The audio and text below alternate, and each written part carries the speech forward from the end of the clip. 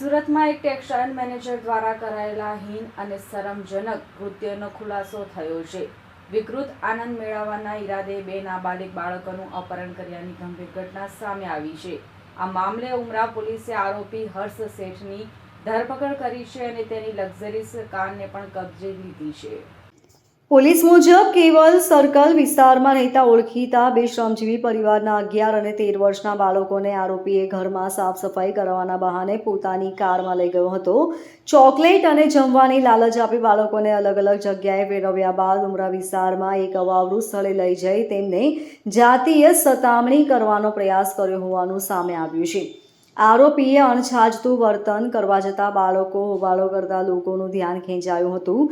ત્યારબાદ આરોપી બાળકોને ફરી તેમના ઘર પાસે છોડવા જઈ રહ્યો હતો. તે દરમિયાન ઉમરા પોલીસે ઝડપી કાર્યવાહી કરી ધરપકડ કરી હતી. હાલ ઉમરા પોલીસ દ્વારા સમગ્ર મામલે વધુ તપાસ કરવામાં આવી રહી છે અને આરોપી સામે કાયદેસરની કાર્યવાહી કરાઈ રહી છે. Bureau report LK star news, Surat.